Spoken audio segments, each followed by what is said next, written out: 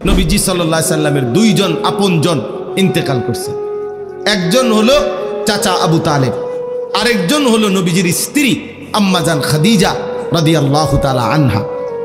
এই দুইজনের ইন্তেকালের পরে নবী সাল্লাল্লাহু আলাইহি ওয়াসাল্লামের উপর মক্কার কুরাইশ কাফিরদের জুলুম, নির্যাতন, অত্যাচার আগের চাইতে 10 গুণ বেড়ে গেছে। এইবার আল্লাহর নবী সাল্লাল্লাহু আলাইহি সাল্লাম 11তম বছর, নবীজির বয়স তখন 51। এই 11তম বছরের শেষে আল্লাহর নবী সাল্লাল্লাহু আলাইহি সাল্লাম পার্শ্ববর্তী তায়েফ, এই তায়েফে গেছেন নবীজির পালক পুত্র যায়েদ ইবনে হারিসা রাদিয়াল্লাহু তাআলা আনহুকে সাথে নিয়ে তায়েফে গেছেন কালেমার দাওয়াত দিতে। এখানে বেশি কষ্ট হচ্ছে, বেশি বিরোধিতা করতেছে, এই জন্য ভাবলেন তায়েফে গিয়ে দেখি। তায়েফে আল্লাহর নবী সাল্লাল্লাহু আলাইহি সাল্লাম লম্বা সময় কালেমার দাওয়াত দিছেন, কিন্তু বিনিময়ে একটি লোকও তায়েফের কালেমা গ্রহণ করেনি, বরং প্রত্যেকে দূর দূর করে নবী সাল্লাল্লাহু আলাইহি সাল্লামকে তাড়ায় দিছেন। নাউজুবিল্লাহ। শেষ পর্যন্ত তায়েফের সর্দাররা তাদের বাচ্চা কাচ্চাদেরকে লাগায় দিছে।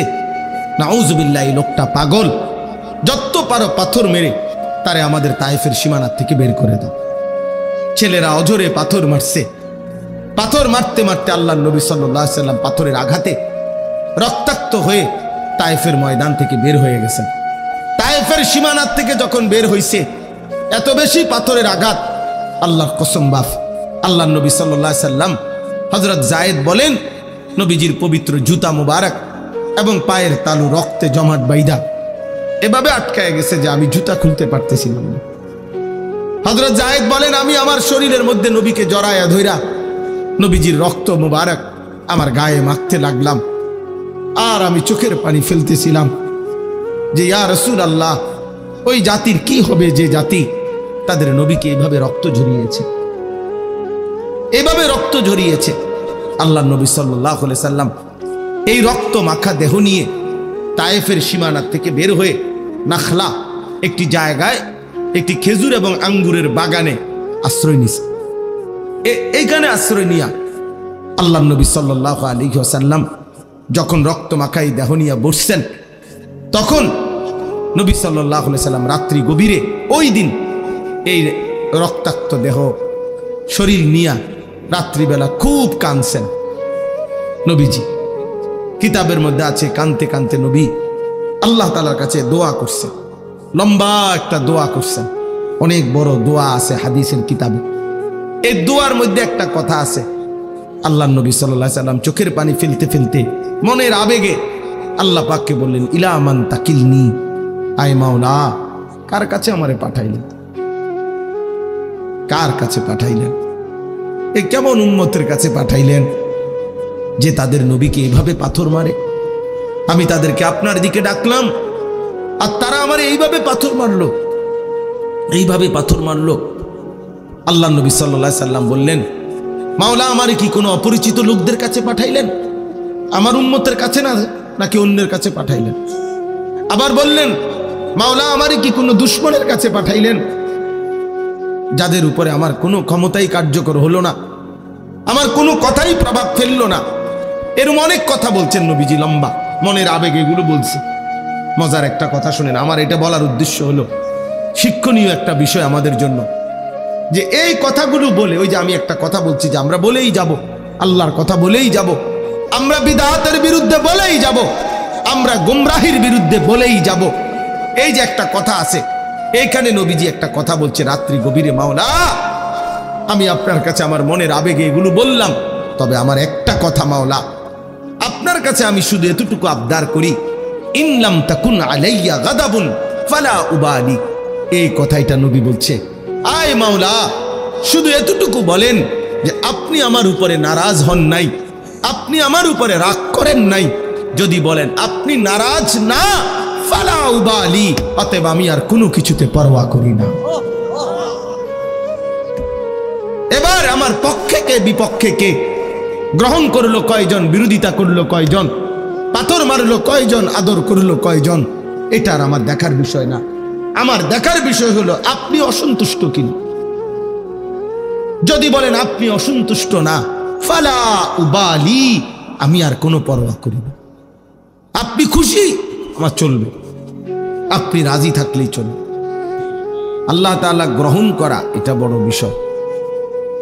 করলাম তো অনেক কিছু, বানাইলাম তো অনেক কিছু, কিন্তু মহান আল্লাহ পাক রব্বুল আলামিন গ্রহণ করলেন না, কবুল করলেন না, তত লাভ হলো না। এই জন্য কোরআনুল কারীমের মধ্যে আছে হযরত ইব্রাহিম আলাইহিস সালাম এবং তার ছেলে ইসমাঈল, ওনারা দুইজনে মিলে আল্লাহর হুকুমে কাবা ঘর, আল্লাহর ঘর কাবা যখন পুনর্নির্মাণ করলেন, ওয়া ইদ ইয়ারফাউ ইব্রাহিমুল কওয়াইদা মিনাল বাইতি ওয়া ইসমাঈল, আল্লাহ তাআলা নিজেই সেটা বর্ণনা করছেন। ইব্রাহিম এবং ইসমাঈল আল্লাহর ঘর কাবা পুনরায় তৈরি করলেন আল্লাহরই হুকুমে। সমস্ত কার্যক্রমটা আল্লাহর হুকুমে, আল্লাহ পাক দিক নির্দেশনা দিয়েছেন। জিব্রাইলের উপস্থিতিতে কাবা ঘর পুনর্নির্মাণ করছেন। তো এরপরে যখন কাজটা শেষ হয়েছে আল্লাহর ঘর নির্মাণ, তখন কোরআনে আছে যে ইব্রাহিম আলাইহিস সালাম আল্লাহ তাআলার কাছে দোয়া করছে। এই দোয়ার মধ্যে বলছেন রব্বানা তাকাব্বাল মিন্না ইন্নাকা আনতাস সামিউল আলিম। এই কথাটা বলতে চাচ্ছি। ইব্রাহিম আলাইহিস সালাম বললেন, আল্লাহ আপনি আমাদের এই খেদমতটুকু কবুল করে নেন। রব্বানা তাকাব্বাল মিন্না, আপনি কবুল করে নেন। এই যে কথাটা, এটা হলো বড় বিষয় যে আল্লাহ আপনি আমাদের এই আপনার ঘর নির্মাণের এত বড় মহান খেদমত, তো খেদমত তো অনেক বড়, ঠিক আছে বুঝলাম, কিন্তু আপনি গ্রহণ করলেন কিনা সেটা হলো দেখার বিষয়। এই জন্য আল্লাহর কাছে আলাদাভাবে দোয়া চাইছে, আল্লাহ আমাদের এই খেদমতটুকু তাকাব্বাল, আপনি গ্রহণ করে নেন, আপনি গ্রহণ করে নেন। এই জন্য আমরা প্রত্যেকে নিজেদের সমস্ত নেক আমলের ক্ষেত্রে আল্লাহ তাআলার কাছে দোয়া করা বেশি বেশি, যে আল্লাহ আপনি গ্রহণ করেন, আপনি কবুল করে নেন। এটা মুমিনের জন্য, ইমানদারের জন্য বড় বেশি জরুরি। খুব বেশি পরিচিতি অপরিচিতি এটা কোনো বিষয় না। কাউরে কেউ অনেক মানুষ চিনে, কাউরে কম মানুষ চিনে, এর মধ্যে আহামরি তেমন কিচ্ছু আসে যায় না।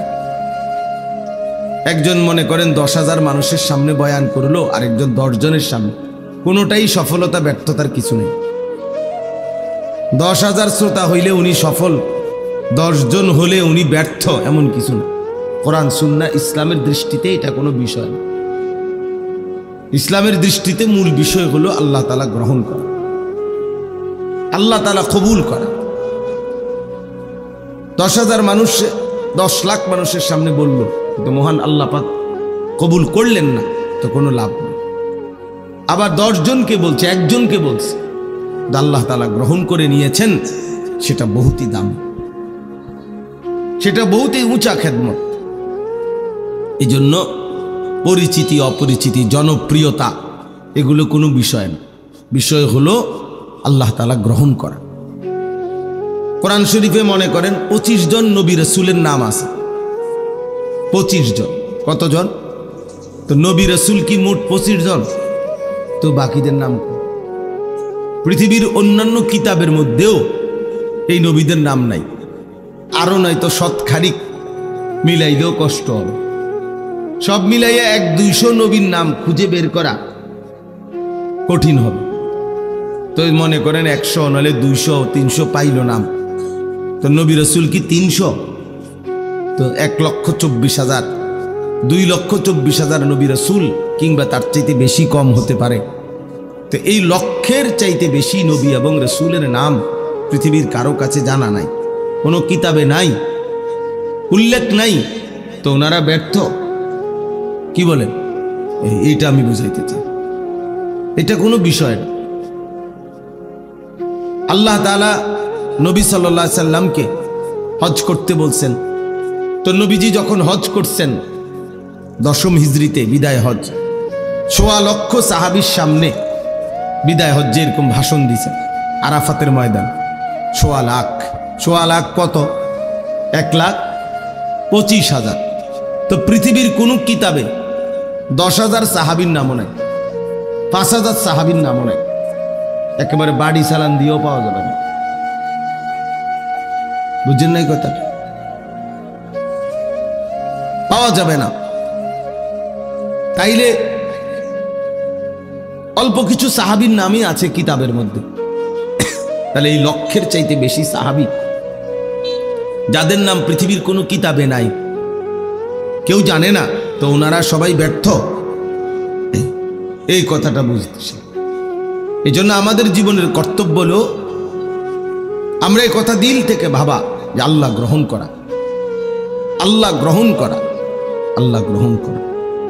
আল্লাহ তাআলা যেন নারাজ না হয়, আল্লাহ যেন সন্তুষ্ট হয়, এটা বড় বিষয়। কোরআনুল কারীমের মধ্যে আছে, আল্লাহ তাআলা বলেন ওয়ারিদওয়ানুম মিনাল্লাহি আকবার।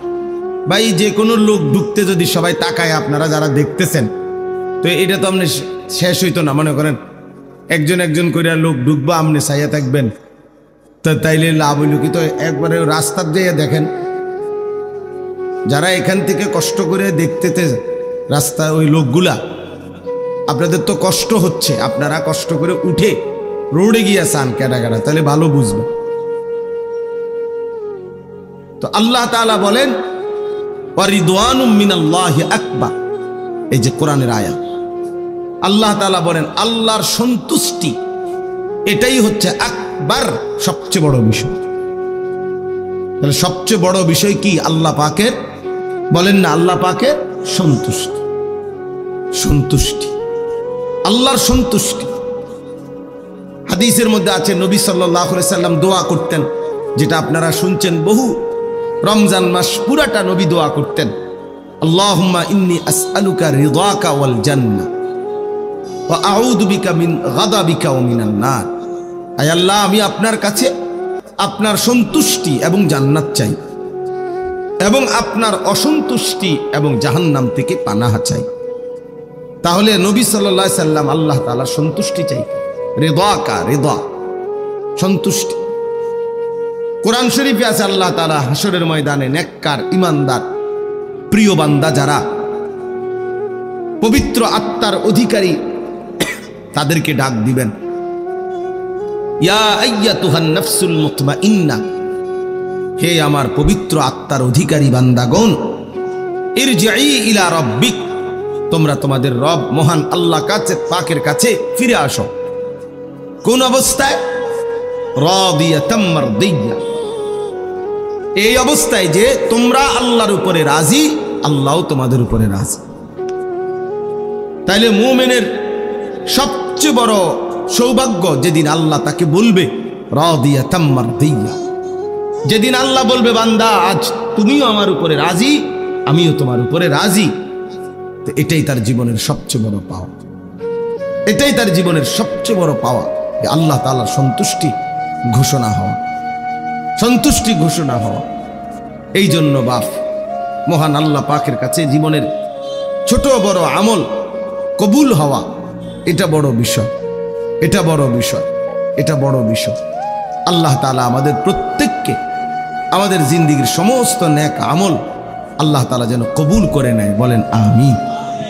এই নামাজ পড়েন, রোজা রাখেন, দান সাদাকা করেন, জিকির করেন, তিলাওয়াত করেন, আল্লাহর কথা বলেন, শুনেন, এই সব কিছুর মধ্যে মূল মাকসাদ আল্লাহ যেন গ্রহণ করে। দুইটি জিনিস ইবাদত কবুল হওয়ার জন্য বাধ্যতামূলক, জরুরি, লাজেম, এই দুই জিনিস থাকতেই হবে। এক নাম্বার হলো আমলটি কোরআন সুন্নাহর আলোকে বিশুদ্ধ হওয়া। আমল করছেন, নামাজ পড়ছেন, ঠিক আছে, আপনিও মনে করছেন নামাজ, আমিও দেখছি আপনি নামাজ পড়ছেন, কিন্তু সূরা কেরাত অশুদ্ধ, ফরজ গোসল আদায় হয় নাই, ওযু সুন্নাত মোতাবেক হয় নাই, রুকু সেজদা ঠিক মতো হয় নাই, আপনি আত্তাহিয়াতু তাশাহুদ ঠিক মতো পড়েন নাই, পারেন না, অশুদ্ধ। তাহলে বাহ্যিক দৃষ্টিতে যদিও দেখা গেছে আপনি নামাজ পড়ছেন, কিন্তু সেটা আসমানওয়ালা রবের কাছে পৌঁছবে না, কবুল হবে না, কবুল হবে না। অশুদ্ধ ব্যক্তি, অশুদ্ধ নামাজ। নবী সাল্লাল্লাহু আলাইহি সাল্লামের হাদিস আছে, তিলকা সালাতুল মুনাফিক, তিনবার বলছে নবীজি, তিলকা সালাতুল মুনাফিক, তিলকা সালাতুল মুনাফিক, ওই নামাজ মুনাফিকের নামাজ, ওই নামাজ মুনাফিকের নামাজ, ওই নামাজ মুনাফিকের নামাজ। কামা ফানাক্কারা আরবাআন লা ইয়াযকুরুনাল্লাহা ইল্লা কালিলা। যে ব্যক্তি দাঁড়াইলো আর 4 রাকাত নামাজ পড়লো, কেমন দাঁড়াইলো আর 4টা ঠোকর মারলো, ভালোভাবে আল্লাহর জিকিরগুলো, নামাজের তাসবিহাতগুলো আদায় করলো না, আল্লাহ রসুল বলছে, কসম, হাদিস এটা, যে নবীজি বলছে এটা মুনাফিকের নামাজ, মুনাফিকের নামাজ, মুনাফিকের নামাজ। তাহলে আপনি না ভাবলেন আপনি নামাজ পড়ছেন, কিন্তু শুদ্ধ তো হলো না, শুদ্ধ তো হলো না, তো মুনাফিকের নামাজ হলো। হাদিসের মধ্যে আছে এটা, আল্লাহ নবী, আল্লাহ পাক কোরআনে বলছে মুনাফিকের চিহ্ন, হাদিসেও আছে, কোরআনেও আছে। কোরআন শরীফে আল্লাহ তাআলা বলেন মুনাফিকের প্রথম চিহ্ন কি, কোরআনে আল্লাহ উল্লেখ করছেন, ওয়া ইযা কামু ইলাস সালাতি কামু কুসালা। মুনাফিকের প্রথম চিহ্ন, মুনাফিক তারা যারা নামাজ আদায় যখন করে অলস ভাবে, নামাজ পড়ে না এটা না, নামাজ পড়ে না তে তো কোনো বাদে, তারে কোনো গণাতে ধরে না কেউ। ইসলামে বেনামাজিরে কোনো গণাতেই ধরে না, এটা কোনো মানুষও না, পায়জামাও না, এটা কোনো প্লাস্টিকও না, এটা কোনো জাতও না, অজাতও না, এটা কিচ্ছুই, পাগলও না, ছাগলও না, এটা বাদ, এটা একেবারে বাদ দিস। বেনামাজি তার কোনো তুলনা নাই। আমি সবসময় বলি বেনামাজির কোনো তুলনাহীন, তার কোনো মানুষের সাথেও তুলনা নাই, গরু ছাগলের সাথে, কুকুর বিড়ালের সাথে, জন্তু জানোয়ারের সাথেও তার কোনো তুলনা নাই। কারণ তারে যদি মানুষের সাথে তুলনা হবে না, কারণ মানুষকে আল্লাহ বানাইছে ইবাদতের জন্য, তো সে যেহেতু ইবাদত করে না তো সে মানুষ না। তারে জানোয়ারের সাথেও তুলনা দেওয়া যাবে না, কারণ জানোয়ার প্রতিবাদ করে বলবে আল্লাহ আমার সাথে তারে তুলনা দিল কেন, আমারে তো আপনি সেজদা দিতে বলেন নাই, এই জন্য আমি কুকুর সেজদা দেই নাই, কিন্তু অরে তো আপনি সেজদা দিতে বলছেন তবুও সে দিচ্ছে না, তো আমার লগে তার বলল কেমনে? কথা বলেন নাই? কুত্তারে তো সেজদা দিতে কয় নাই, গরুরে তো বলে নাই। তাইলে বেনামাজি মানুষের লগেও তার তুলনা হয় না, ছাগলের লগেও তার তুলনা হয় না, কুকুর বিড়ালের সাথেও তার তুলনা হয় না, তার কোনো তুলনা নাই, হে তুলনাহীন। হে কি বলে এটা, হে রে জিঙ্গান, তুই কি তা তুই কর, আমি কি লেগে করতাম, আমি টোয়া ফাই না, তোমারে কি করতাম, তোমারে কি প্লাস্টিক কইলে ভালো হয় না পলিথিন কইলে ভালো হয়, না হাফ প্যান্ট না ফুল প্যান্ট, আমি এটা পাই না, না পাইলে আমি করতে পারি, আপনি কি আমার জোর করে কয়বেন, আমি তো জানি না। এই জন্য বেনামাজির কোনো পরিচয়ই নাই। তো নামাজ পড়ে কিন্তু অলস ভাবে, খামখেয়ালি করে, আল্লাহ বলছে এটা মুনাফিক, এটা মুনাফিক।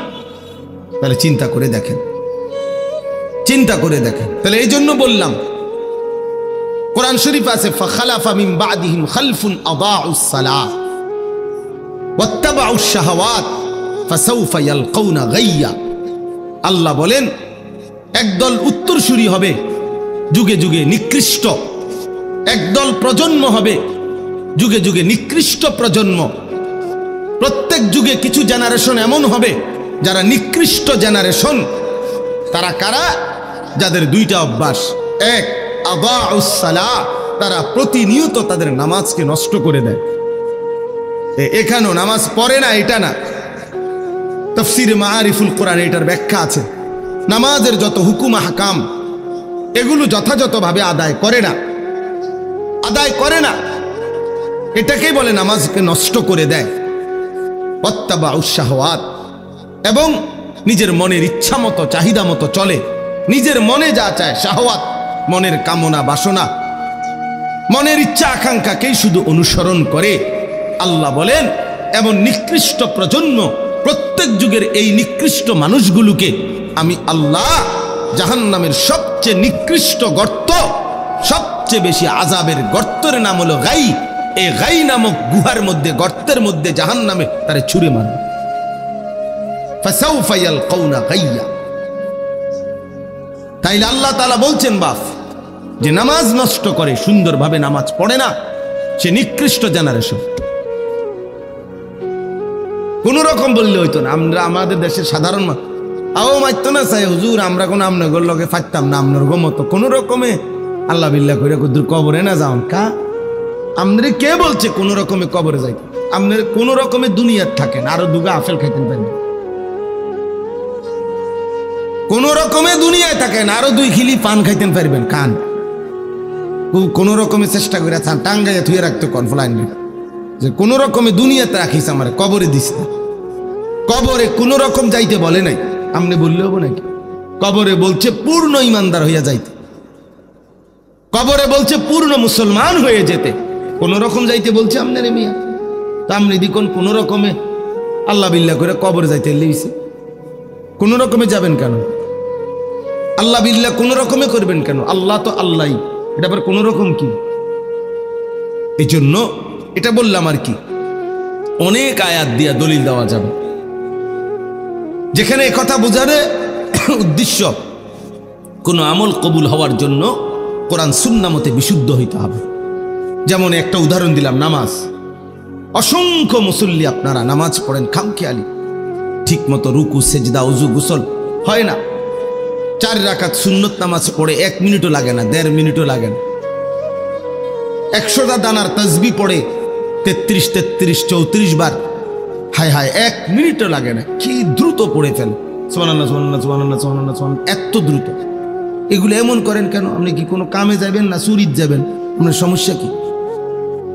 এরকম করার কি আছে? বয়স্কদের এই বদভ্যাস বেশি, নওজোয়ান তো তাসবিহ পড়েই না, আর বয়স্ক যেগুলা পড়ে এরা এরকম করে শুধু, মানে 1টা মিনিটের মধ্যে এটারে মনে করে যত দ্রুত শেষ করতে পারবো তত নেকি। না না, যত আস্তে, যত যত্ন করে, যত শুদ্ধ করে, যত ধীরে ধীরে পড়বে তত নেকি বেশি।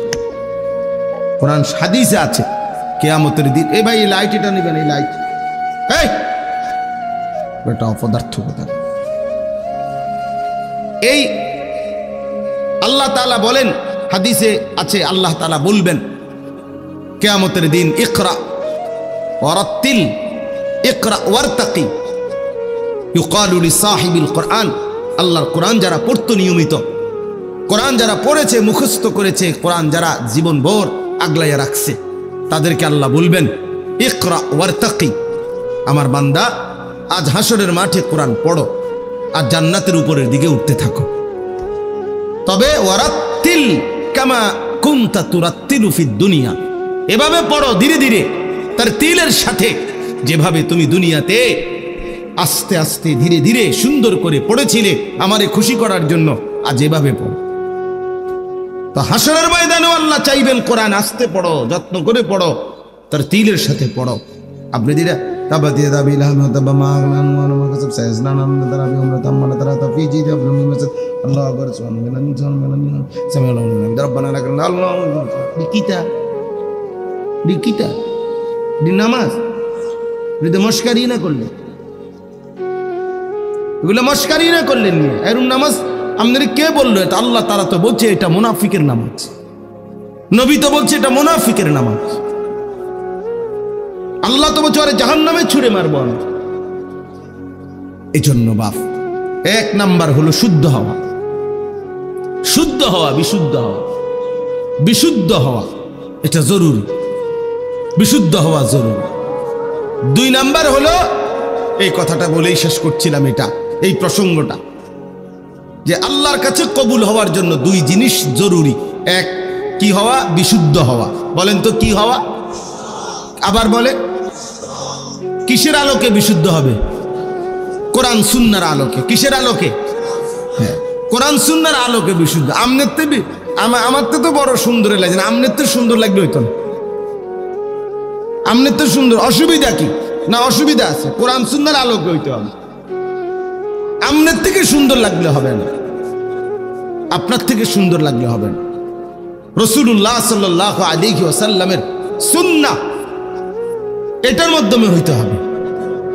আচ্ছা, তো 2 নাম্বার হলো যেটা বলতেছিলাম, প্রত্যেকটি আমল আল্লাহর কাছে কবুল হওয়ার জন্য 2টা শর্ত হলো বাধ্যতামূলক, আল্লাহর জন্য হওয়া, ইখলাস, আল্লাহর জন্য হইতে হবে। আমল শুদ্ধ ঠিক আছে, কোরআন শরীফ পড়াও সুন্দর ঠিক আছে, কিন্তু মানুষকে দেখানোর জন্য, লোক দেখানো, মানুষকে খুশি করাই মাকসাদ, টাকা রোজগার করাই মাকসাদ, দুনিয়া কামাই করাই মাকসাদ। আল্লাহ আমারও মাফ করেন। তো এটা ইখলাস হইল না, আল্লাহর জন্য হইল না, আল্লাহর জন্য হইতে হবে। ইন্না সালাতি ওয়া নুসুকি ওয়া মাহইয়ায়া ওয়া মামাতি লিল্লাহি রাব্বিল আলামিন। নিশ্চয়ই আমার নামাজ, আমার সমস্ত ইবাদত, আমার জীবন, আমার মরণ শুধুই মহান আল্লাহ পাক রব্বুল আলামিনের জন্য। লিল্লাহ, কার জন্যে?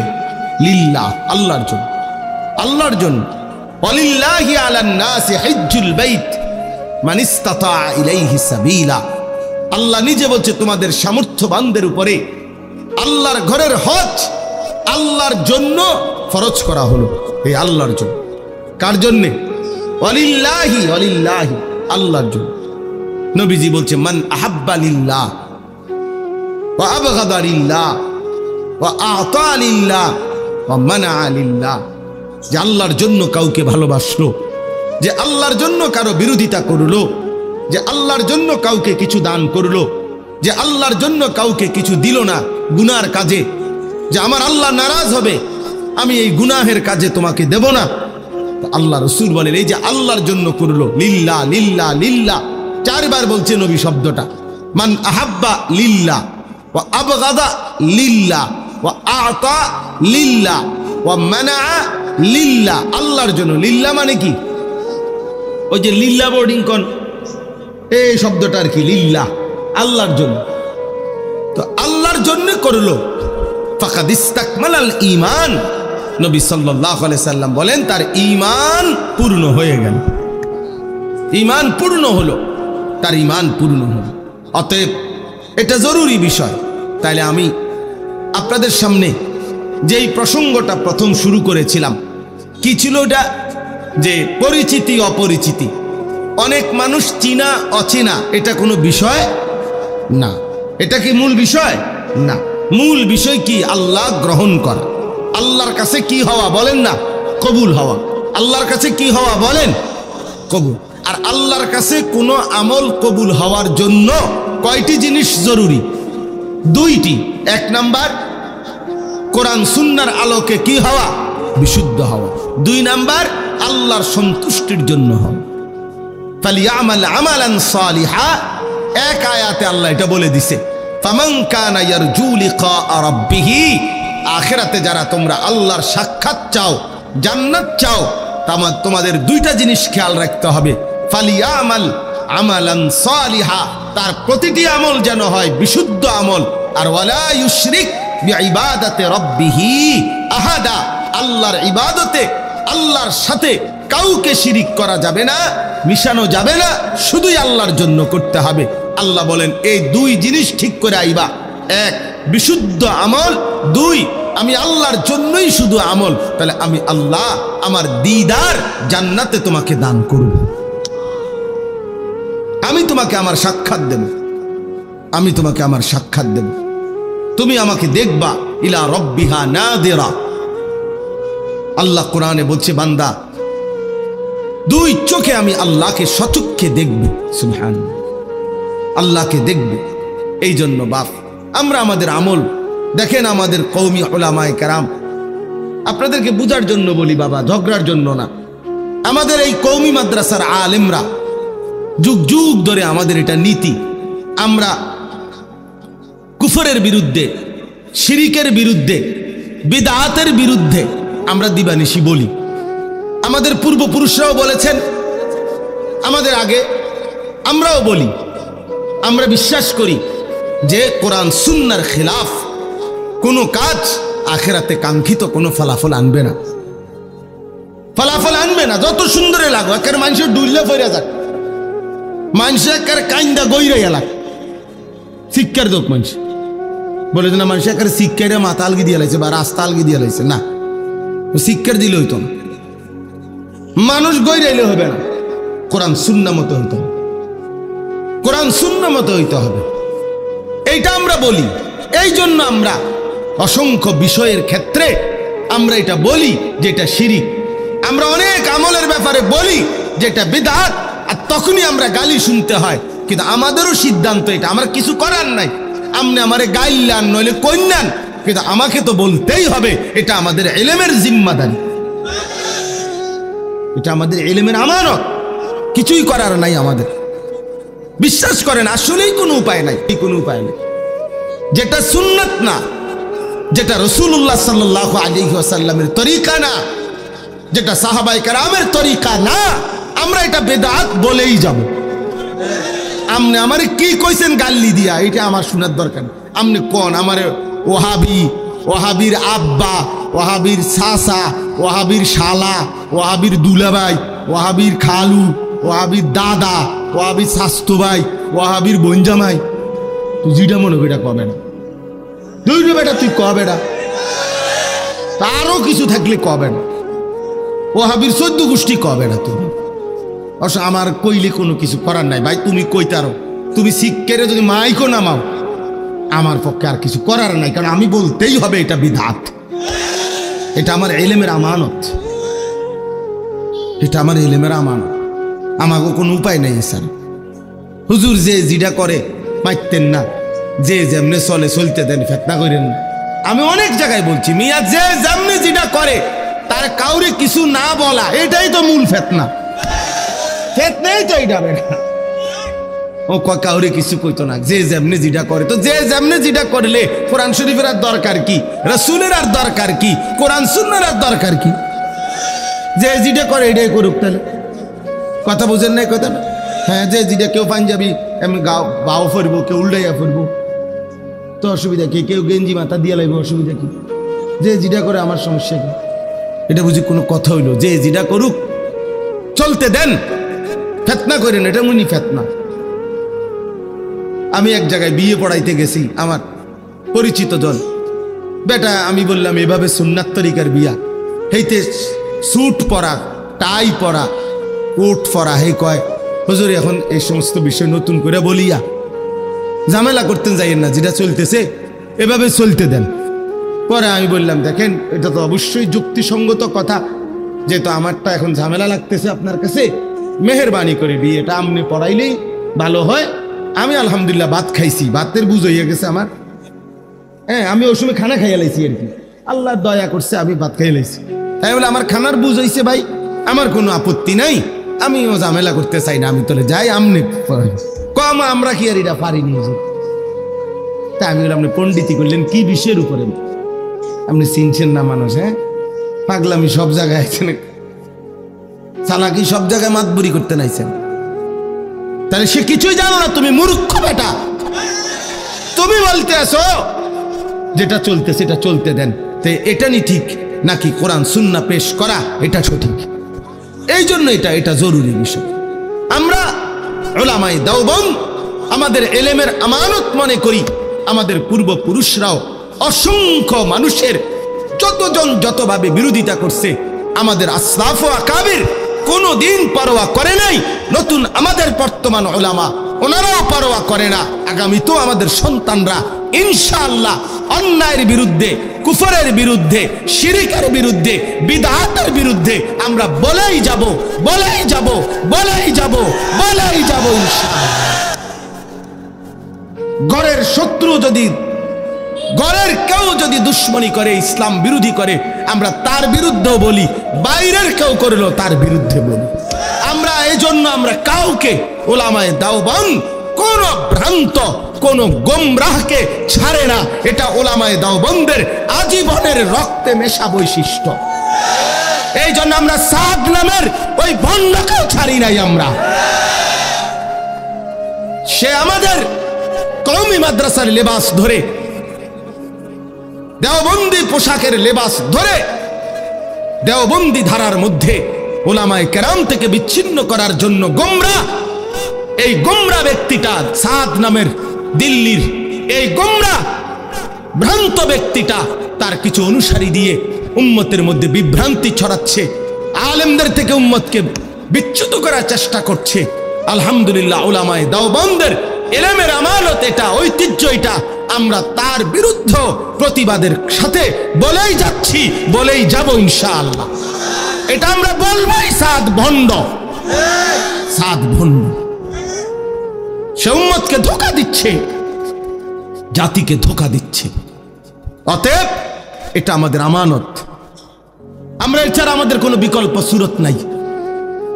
ইয়ানফুনা আনহু তাহরিফ আল গালিন ওয়া ইনতিহাল আল মুবতিলিন ওয়া তা'ওয়িল আল জাহিলিন। রাসূল তিনটা দায়িত্ব দিয়ে গেছেন নবী সাল্লাল্লাহু আলাইহি সাল্লাম, যাকে আল্লাহ তাআলা ইলম দান করছেন। কোরআন সুন্নাহর এই ইলমের জিম্মাদারি তিনটা নবী বলে গেছেন। এক নাম্বার, গালিন মানে সীমা লঙ্ঘনকারীরা ইসলামের মধ্যে যে কোনো বিচ্যুতি করবে, আল্লাহ তাআলা নবী বলছেন প্রত্যেক যুগের উলামায়ে কেরাম এই সীমা লঙ্ঘনকারীদের দ্বীনের মধ্যে যত তাহরিফ, যত বিচ্যুতি, গোমরাহি কথাবার্তা তা দূর করবে, উম্মতকে সতর্ক করবে। দুই নাম্বার, ওয়ান্তিহাল আল মুবতিলিন, যত বাতিল যখনই যত চক্রান্ত করবে, এই বাতিলের চক্রান্ত উম্মতের কাছে তুলে ধরবে, ধরায় দিবে, এটা উলামায়ে কেরামের দায়িত্ব। ওয়া তা'ওয়িল আল জাহিলিন, অজ্ঞ মূর্খদের ভুল ব্যাখ্যা উম্মতকে সচেতন করে দিবে এই ভুল ব্যাখ্যার বিরুদ্ধে, এটা উলামায়ে কেরামের দায়িত্ব, এটা দায়িত্ব। আমার একজনে বলল যে হুজুর জুমার খুতবা, হ্যাঁ আপনার মুসল্লিরা বোঝে না, এই জন্য জুমার নামাজের খুতবাটা পুরাটা বাংলায় পড়া উচিত।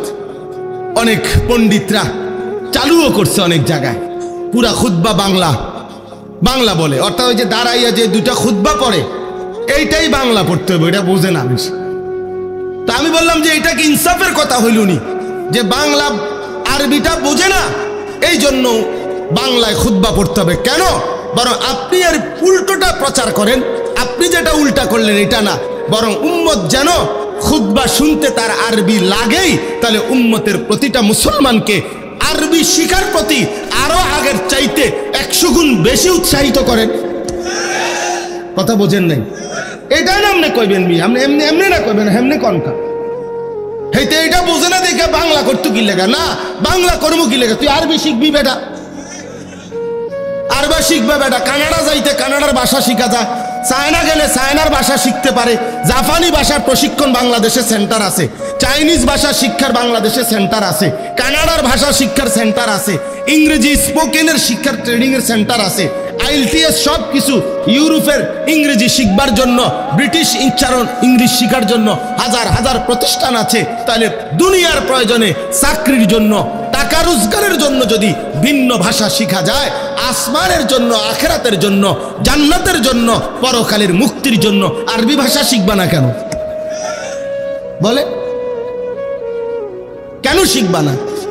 তুমি বুঝো না তো, না বুঝতে শিখো, না বুঝতে শিখো, তুমি অসুবিধা কি? এই জন্য দয়া করে কথাটা লম্বা করলাম, আপনাদের কাছে এটা বুঝাইতে চাই, আপনারা মেহেরবানি করে সুন্নাতের উপরে, কোরআনের উপরে, আল্লাহর দ্বীনের উপরে উলামায়ে কেরামের সুস্পষ্ট সঠিক দিক নির্দেশনার উপরেই চলবেন, থাকবেন। বলেন ইনশাআল্লাহ। বিদআতকে ঘৃণা করবেন, সুন্নাতকে আঁকড়ায় ধরবেন। বলেন ইনশাআল্লাহ, বলেন ইনশাআল্লাহ। আমরা সুন্নাতকে উম্মতের কাছে পেশ করি এবং আলহামদুলিল্লাহ আমরা সুন্নাতের উলামায়ে কেরাম কওমি মাদ্রাসায় যুগ যুগ ধরে সুন্নাতকে আঁকড়ায় ধরে। বলে আশ্চর্য, কয় আমল থাকলে কি হইব, নবীর প্রেম নেই। ওমা এইটা কোন ধরনের কথা? ভাত খাইলে কি হইব, ফ্যাট ভরে নাই?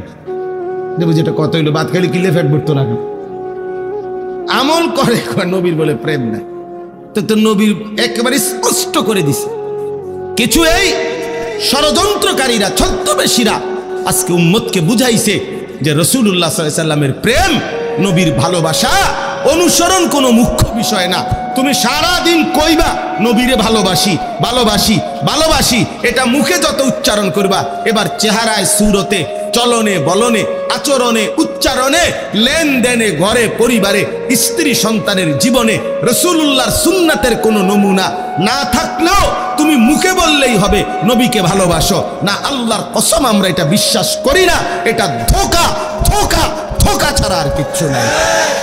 অনুসরণবিহীন নবীজির ভালোবাসা হয় না। কি বিহীন বলেন না? কি বিহীন? অনুসরণবিহীন রাসূলুল্লাহ সাল্লাল্লাহু আলাইহি সাল্লামের ভালোবাসা হতে পারে না। ভালোবাসা এবং অনুসরণ এক সূত্রে গাথা। এই কাগজের এই পিঠ 4 কালার, এত কিছু নাম লেখা, এই পিঠেতে কিচ্ছু নাই, এটা হালাই দেন। কথা বলেন না কেন? এই পিঠে কোনো লেখা আছে তো এই পিঠের কি দরকার? এটা ফেলে দেন না, এটা যেহেতু লেখা নেই, এই পিঠটা দিয়ে তো সারবো, এটা হালান কেমনে ফেলাইবেন? আরে এই পিঠ রাখতে হলে এটা থাকতে হবে নি তো, তাইলে এটা আপনি সরাবেন কিভাবে? লেখা না থাকলেও এটা সরাবেন কিভাবে? তাহলে এই পিঠ আর ওই পিঠ যেমন বাধ্যতামূলক, আল্লাহর কসম নবী সাল্লাল্লাহু আলাইহি সাল্লামের অনুসরণ আর ভালোবাসা এরকম এই পিঠ ও পিঠ বাধ্যতামূলক।